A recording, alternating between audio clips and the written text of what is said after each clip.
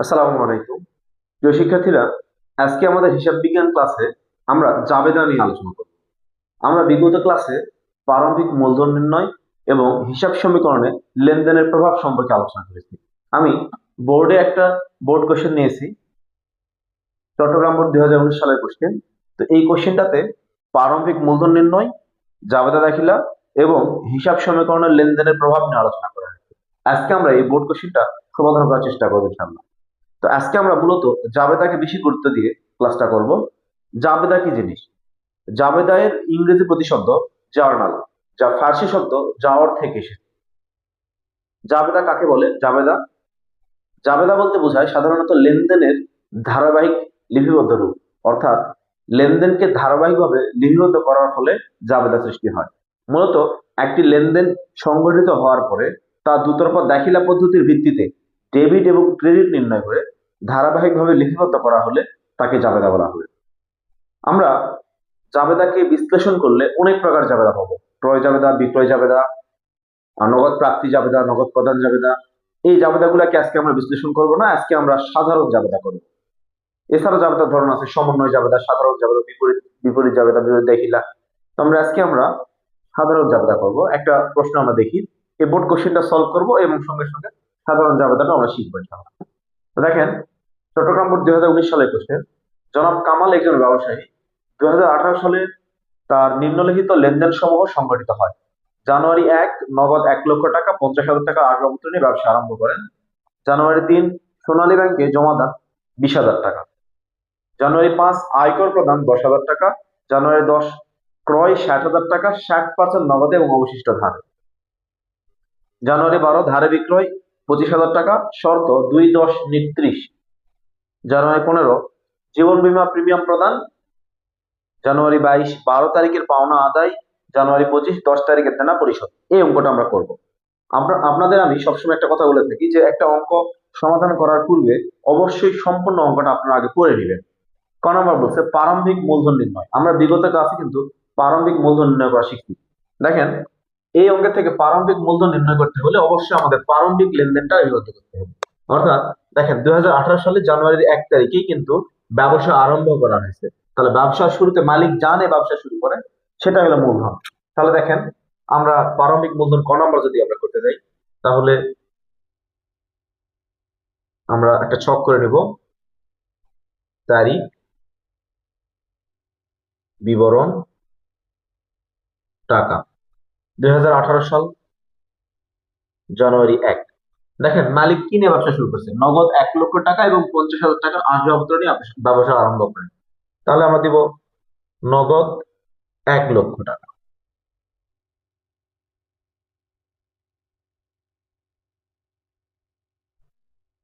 তারপর কি করেন? 50,000 টাকার আসবাবপত্র। আসবাবপত্র 50,000। 1 তারিখে আর কি কোনো লেনদেন আছে? নাই, এটা একটাই লেনদেন, শুধুমাত্র নগদ টাকা আর আসবাবপত্র নিয়ে ব্যবসা আরম্ভ করছে। তাহলে এই 1,50,000 টাকা এটাই আমাদের প্রারম্ভিক মূলধন। দেখেন, গতদিন কিন্তু আমরা প্রারম্ভিক মূলধন নিয়ে আলোচনা করছি। একটা বোর্ড কোশ্চেন আমরা সলভ করলাম, কত ইজি। অন্যান্য দিনের তুলনায় আজকে প্রারম্ভিক মূলধনটা অনেক সহজ কিন্তু।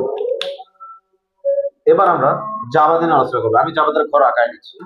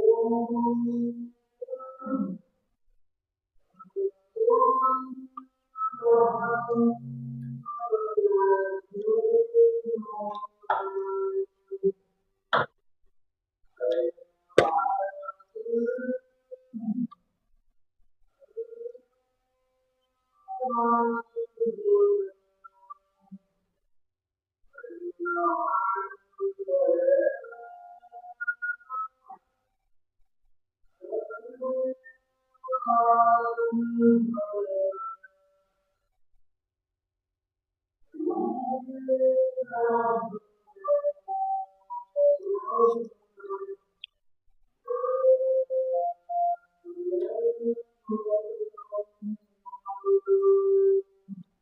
হোক, আমি আপনাদের সময় দেইনি, আপনারা ক নাম্বারের স্ক্রিনশটটা দিয়ে রাখবেন। আর দেখেন, খ নম্বর প্রশ্নে বলছে জাবেদা দেখিলে প্রাধান্য বা জাবেদা দেখিলে দাও। তাহলে এই প্রশ্নে আরেকটা জিনিস উল্লেখ করা আছে, ব্যাখ্যার প্রয়োজন নেই। ব্যাখ্যার প্রয়োজন নেই। দেখেন, জাবেদা দেখিলে দিতে হলে আমাদের জাবেদার ঘর করে নিতে হবে। তাহলে জাবেদার ঘরটা কি? প্রথমে একটা তারিখের ঘর থাকবে, তারপর হিসাবের নাম ও ব্যাখ্যার ঘর থাকবে, তারপর খতিয়ান পৃষ্ঠা, ডেবিট টাকা, ক্রেডিট টাকা। এই হলো আমাদের জাবেদার ঘর। তো আমরা জাবেদা দিব 1 তারিখ থেকে শুরু করে সবগুলা লেনদেনে জাবেদা দিব। যদিও এই বোর্ড প্রশ্নে কিছু তারিখ উল্লেখ করা ছিল, কিন্তু আমি আপনাদের সব লেনদেনগুলোর জাবেদা দেখাবো। তো দেখেন, 2018 সাল তারিখ দিয়ে দিলাম আমরা, জানুয়ারি 1। আমি আবারও বলতেছি, জাবেদা বলতে বোঝায় একটা লেনদেনকে দুতরফা দাখিলা পদ্ধতির ভিত্তিতে দুইটি ভাবে বিভক্ত করা, ডেবিট এবং ক্রেডিট। তাহলে ডেবিট এবং ক্রেডিট এই দুইটি পক্ষে বিভক্ত করে লিপিবদ্ধ করাটা হলো জাবেদা। দেখেন, নগদ 1 লক্ষ টাকা এবং 50,000 টাকার আসবাবপত্র নিয়ে ব্যবসা আরম্ভ করলে জানুয়ারি 1 তারিখ। তাহলে জানুয়ারি 1 নগদ প্রতিষ্ঠানের কাছে যে সম্পদগুলো আসে, আমরা কিন্তু হিসাব বিজ্ঞানের প্রথম ক্লাসে শিখছিলাম ব্যক্তিবাচক হিসাব, সম্পত্তিবাচক হিসাব আর নামিক হিসাবে। কখন সম্পত্তিবাচক হিসাব ডেবিট হয়, কখন ব্যক্তিবাচক হিসাব ডেবিট হয়, সবকিছু আমরা শিখছি। কিন্তু আপনারা যারা দেখেন নাই, প্রথম ক্লাসটা দেখে আসবেন। তাহলে দেখেন, নগদ টাকা 1 লক্ষ টাকা এবং 50,000 টাকা আসবাবপত্র নিয়ে আসতেছে মালিক। তাহলে এখানে নগদ টাকা এবং আসবাবপত্র দুটাই প্রতিষ্ঠানের সম্পদ। সম্পদ আসলে ডেবিট হয়। তাহলে আমরা লিখবো নগদান হিসাব ডেবিট। নগদান হিসাব ডেবিট। কত টাকা আসছে আমাদের? 1 লক্ষ টাকা। আমরা ডেবিট ঘরে 1 লক্ষ টাকা লিখে দিব। আসবাবপত্র হিসাব ডেবিট। কত টাকা আসছে? 50,000 টাকা। আমরা 50,000 টাকা লিখে দিব। এই যে নগদ 1 লক্ষ টাকা এবং 50,000 টাকা আসবাবপত্র নিয়ে আসলো মালিক, এই টাকাটা মালিকের মূলধন। এই কারণে আমাদের ক্রেডিট পক্ষে লিখবো আমরা মূলধন হিসাব। মূলধন হিসাব ক্রেডিট। টোটাল যোগ করলে হয় 1,50,000 টাকা। এখানে একটা ব্যাখ্যা দিতে হবে যে নগদ এবং আসবাবপত্র নিয়ে ব্যবসা আরম্ভ করা হলো। তাহলে এই যে ব্যাখ্যাটা দিতে হবে, নগদ এবং আসবাবপত্র নিয়ে ব্যবসা আরম্ভ করা হলো, এই প্রশ্নে ব্যাখ্যার প্রয়োজন নেই লেখা আছে, বিধায় আমাদের ব্যাখ্যাটা দেওয়ার এখন প্রয়োজন নাই। কিন্তু যদি কোনো প্রশ্নে ব্যাখ্যার প্রয়োজন নাই এই কথাটি উল্লেখ করা না থাকে, তাহলে আমাদের ব্যাখ্যা দিতে হবে। মূল কথা, আমরা ব্যাখ্যার কথা উল্লেখ থাকুক না থাকুক আমরা ব্যাখ্যা দিব। যদি উল্লেখ থাকে ব্যাখ্যার প্রয়োজন নেই, তবে আমরা উল্লেখ করব না, আমরা ব্যাখ্যা দিব না। এছাড়া সবসময় ব্যাখ্যা দিতে হয়, ব্যাখ্যা না দিলে আমাদের মার্ক কেটে নেয় টিচাররা। আমরা ব্যাখ্যা দেওয়ার চেষ্টা করব। দেখেন, 3 তারিখের লেনদেন কি আছে? জানুয়ারি 3 সোনালী ব্যাংকে জমা দেন 20,000 টাকা। তাহলে জানুয়ারি 3 তারিখ ব্যাংকে জমা দেওয়া হয়েছে, তাহলে ব্যাংকের টাকা বৃদ্ধি পাচ্ছে, ব্যাংক হিসাব সম্পদ বৃদ্ধি পাচ্ছে। তাহলে আমরা দিব ব্যাংক হিসাব ডেবিট। কত টাকা? 20,000 টাকা। আর ব্যাংকে টাকা জমা দেওয়ার ফলে আমাদের নগদ সম্পদটা কমে যাচ্ছে, এজন্য দিব নগদান হিসাব ক্রেডিট 20,000 টাকা। পরের লেনদেন দেখি, 5 তারিখ আয়কর প্রদান 10,000 টাকা। দেখেন, এই লেনদেনটা আয়কর প্রদান। এই আয়করকে বলা হয় উত্তোলন, কারণ আয়কর, আয়ের উপর যে কর দেওয়া হয় তাকে আয়কর বলা হয়। আর আয়টা মূলত মালিকের হয়। আয়কর বলতে মালিকের নিজস্ব ব্যক্তিগত খরচ বোঝানো হয়। তাহলে আয়কর প্রদান 10,000 টাকা। যদি কেউ লিখেন আয়কর হিসাব তবুও হবে, তবে উত্তোলন হিসাবটা লেখা উত্তম। উত্তোলন হিসাব কত টাকা? 10,000 টাকা। যেহেতু আমরা টাকাটা দিচ্ছি, নগদে টাকাটা চলে যাচ্ছে, নগদ সম্পদ হ্রাস পাচ্ছে, আর সম্পদ হ্রাস পেলে ক্রেডিট হয়, তাহলে দিব আমরা নগদান হিসাব ক্রেডিট 10,000 টাকা। আপনারা ডেবিট লিখবেন এবং ক্রেডিটটা একটু দূরে লিখবেন, ফাঁকা করে লিখবেন। দেখেন, আমি ডেবিট পক্ষে এখান থেকে শুরু করছি, ক্রেডিটটা একটু দূর থেকে শুরু করছি, এটা লেখার নিয়ম। তারপর দেখেন, জানুয়ারি 10 ক্রয় 60,000 টাকা, 60% নগদ এবং অবশিষ্ট ধারে। তাহলে দেখেন, আমরা ক্রয় করছি, ক্রয় কিন্তু একটা ব্যয়, ক্রয় একটা ব্যয়, তাহলে ক্রয় অবশ্যই ডেবিট হবে। আমরা নামিক হিসাবে শুনছি সকল প্রকার ব্যয় ডেবিট, বা যদি আমরা বলি আয় ব্যয় বাচক হিসাবে সকল প্রকার আয় ক্রেডিট, সকল প্রকার ব্যয় ডেবিট, এগুলো কিন্তু আমরা শিখছি। হিসাব সমীকরণ শিখছি আমরা, এ সমান প্লাস ওই, ওখানেও দেখছি আমরা হিসাব। আধুনিক পদ্ধতিতে হিসাব 5 প্রকার: সম্পদ, আয়, ব্যয়, দায় আর উত্তোলন শিখছি আমরা এগুলো সবকিছু। সরি, সম্পদ, আয়, ব্যয়, দায়, মালিকানা সত্ত্ব। তাহলে সম্পদ, ব্যয়, উত্তোলন, এই তিনটা জিনিস ডেবিট হয়, এটা শিখছি আমরা। তাহলে এখানে ক্রয় 60,000 টাকা, এটা একটা ডেবিট জিনিস, ক্রয় একটা ব্যয়। তাহলে আমরা দিব 10 তারিখ ক্রয় হিসাব ডেবিট। এই ক্রয় হিসাব আমরা ক্রয় করছি টোটাল 60,000 টাকা। তাহলে 60,000 টাকা ক্রয় করছি আমরা, এই 60,000 টাকার মধ্যে 60% নগদে আর অবশিষ্ট ধারে। তাহলে নগদে যদি আমরা ক্রয় করি তাহলে নগদ টাকা চলে যাচ্ছে, তাহলে লিখবো নগদান হিসাব। তাহলে নগদান হিসাব 60,000, 60%, তাহলে 6,36,000 টাকা। আর যে টাকাটা ধারে আছে বাকিতে, তাহলে আমরা মনে রাখবো ধারে ক্রয় করলে নতুন দায়ের সৃষ্টি হয়, এই দায়কে বলা হয় প্রদেয় হিসাব। আর ধারে বিক্রয় করলে হয় প্রাপ্য হিসাব। তাহলে ধারে যেহেতু ক্রয় করছি আমরা লিখবো প্রদেয় হিসাব। প্রদেয় হিসাব আমরা কিন্তু পড়ছি সকল প্রকার প্রদেয় দায় এটা ক্রেডিট হয়। তাহলে দায় কত হচ্ছে আমার, তাহলে 60,000-এর মধ্যে 36,000 নগদে হলে বাদ বাকি 24,000 আমার বাকিতে বা ধারে। তারপর দেখেন 15 তারিখ, সরি 12 তারিখ, ধারে বিক্রয় 25,000 টাকা। 12 তারিখ, এই যে বললাম ধারে বিক্রয় করলে প্রাপ্য হিসাব হয়। তাহলে ধারে বিক্রয় যদি করি বাকিতে বিক্রয় করি, ধারে বিক্রয় বলতে বাকিতে বিক্রয় বোঝায়। বাকিতে বিক্রয় করলে আমরা টাকা এখন পাচ্ছি না, ভবিষ্যতে পাবো, তাহলে এটাকে বলবো আমরা প্রাপ্য হিসাব। যা ভবিষ্যতে পাওয়া যায় সেটাকে বলা হয় কি প্রাপ্য হিসাব। এখনো পাওয়া যায়নি, ভবিষ্যতে পাবো, এমন হিসাব বলবো প্রাপ্য হিসাব। তাহলে ধারে বিক্রয় 25,000 টাকা। আর বিক্রয় একটা আয়, আয় হলে সেটা ক্রেডিট হয়, এটা আমরা জানি। বিক্রয় হিসাব ক্রেডিট 25,000 টাকা। দেখেন তারপরে আছে কত, 15 তারিখ, জীবন বীমার প্রিমিয়াম প্রদান। 15, এই জীবন বীমা প্রিমিয়াম, জীবন বীমা টাকা, জীবন তো প্রতিষ্ঠানের নাই, জীবন হলো মালিকের। তাহলে জীবন বীমার প্রিমিয়াম মানে এটা মালিকের, মালিকের জীবন বীমা। তাহলে জীবন বীমা প্রিমিয়াম প্রদান এটা 5,000 টাকা। তাহলে জীবন বীমার প্রিমিয়াম প্রদান, তাহলে এটা মালিকের যেহেতু ব্যক্তিগত খরচ, আমরা উত্তোলন হিসাবে লিখে দিতে পারবো। তাহলে লিখবো উত্তোলন হিসাব। কেউ যদি লিখে জীবন বীমা প্রিমিয়াম সেটাও হবে, তবে উত্তোলন লেখাটা উত্তম। তাহলে জীবন বীমা প্রিমিয়াম হিসাব ডেবিট, নগদান হিসাব ক্রেডিট 5,000 টাকা। তারপরে 22 তারিখ, 12 তারিখের পাওনা আদায় হলো। এই যে 12 তারিখে যে ধারে আমরা বিক্রি করেছিলাম 25,000 টাকা, এখানে কিন্তু দেখেন একটা গুরুত্বপূর্ণ জিনিস, এখানে একটা শর্ত দেওয়া ছিল।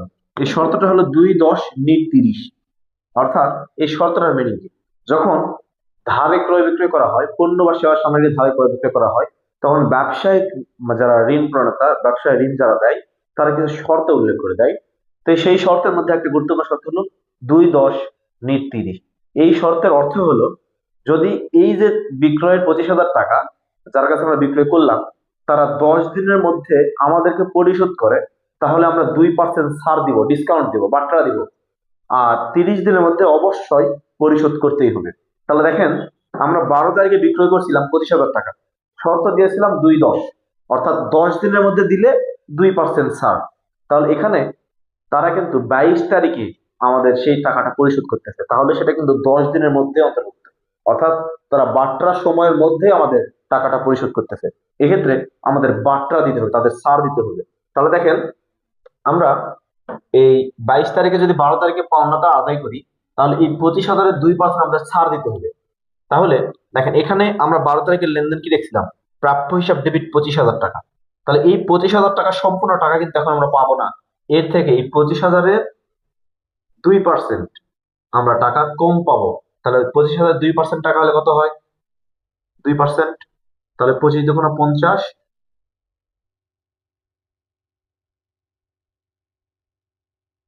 500 টাকা। তাহলে 25×50 হয় 3×0=500 টাকা। তাহলে 500 টাকা, হ্যাঁ 500 টাকা আমরা ছাড় দিব, ডিসকাউন্ট দিতে হবে। তাহলে এখানে দেখেন আমরা টোটাল 25,000 টাকার মধ্যে 500 টাকা যদি ছাড় দিই, তাহলে পাবো কত, 24,000 টাকা আমরা আদায় করতেছি। তাহলে আমাদের 22 তারিখে জাবেদা হবে নগদান হিসাব ডেবিট। এই যে 25,000 টাকার মধ্যে 500 টাকা ছাড় দিলাম, পাবো আমরা 24,000 টাকা। প্রাপ্য হিসাব ক্রেডিট, সরি ডেবিট আরেকটা পক্ষ থাকবে, সেটা হলো আমরা ছাড় দিয়েছি, বাট্রা দিয়েছি। তাহলে বাট্রা হিসাব অথবা প্রদত্ত বাট্রা হিসাব লিখতে পারেন আপনারা। প্রদত্ত বাট্রা হিসাব ডেবিট 500 টাকা, সরি এখানে 24,500 হবে। তাহলে 24,500 টাকা আমরা পাইছি, 500 টাকা ডিসকাউন্ট দিছি, আর আমাদের প্রাপ্য হিসাব কমে গেল, অর্থাৎ যে দাবিটা ছিল অন্য পক্ষের উপর 25,000 টাকার, সেই সম্পূর্ণ দাবিটা আমাদের কিন্তু কমে গেল। মানে 25,000 টাকা আমরা পাইতাম, ধারে বিক্রয় করছিলাম এখানে, সেই 25,000 টাকার দাবি আমাদের চলে গেল, প্রেক্ষিতে আমরা টাকা পাইলাম 24,500, 500 টাকা আমাদের ছাড় দিতে হলো। কারণ এই যে বাট্রার সময়ের মধ্যেই আমাদের অর্থটা তারা পরিশোধ করছে, 10 দিনের মধ্যে। 12 তারিখে বিক্রয় করছিলাম, 22 তারিখে টাকা দিয়েছে, তাহলে এটা বাট্রার সময়ের মধ্যে অন্তর্ভুক্ত, তাই আমরা এটা ছাড় দিলাম। দেখেন আমার এখানে আর জায়গা নেই, আমি এই পাশেটা করে দিচ্ছি। দেখেন পরেরটা আমাদের কি ছিল, যে জানুয়ারি 25 তারিখ, 10 তারিখের দেনা পরিশোধ করা হয়, 10 তারিখের দেনা পরিশোধ করা হয়। এই দেখেন 10 তারিখে আমরা ক্রয় করেছিলাম 60,000 টাকা, তার মধ্যে 60% নগদে ছিল, অবশিষ্ট ধারা ছিল। মানে এই যে 24,000 টাকা আমাদের ধারা ছিল, বাকিতে ছিল, এই 24,000 টাকা আমরা পরিশোধ করব। তাহলে পরিশোধ করার সময় অবশ্যই নগদ টাকা চলে যাবে। আর এই যে আমাদের একটা দায় সৃষ্টি ছিল প্রদেয় হিসাব, এই দায়টা আমাদের হ্রাস পাবে। তাহলে বাই 25 তারিখের জাবেদাটা হবে এরকম: প্রদেয় হিসাব ডেবিট 24,000 টাকা, আর নগদান হিসাব ক্রেডিট 24,000 টাকা। এখানে কিন্তু কোনো প্রকার কোনো শর্ত ছিল না, থাকলে হয়তো এখানেও ডিসকাউন্ট দিতে হতে পারতো, কিন্তু এখানে কোনো প্রকার কোনো শর্ত ছিল না। তাহলে এই ছিল আমাদের জাবেদা। আর হিসাব সমীকরণের লেনদেনের প্রভাব, এই অঙ্ক থেকে হিসাব সমীকরণের লেনদেনের প্রভাব খুবই সহজ হবে আপনাদের জন্য। এর আগে হিসাব সমীকরণের লেনদেনের প্রভাব নিয়ে আমরা একটা ক্লাস করছি, আপনারা সবাই সেই ক্লাসটি দেখে নেবেন।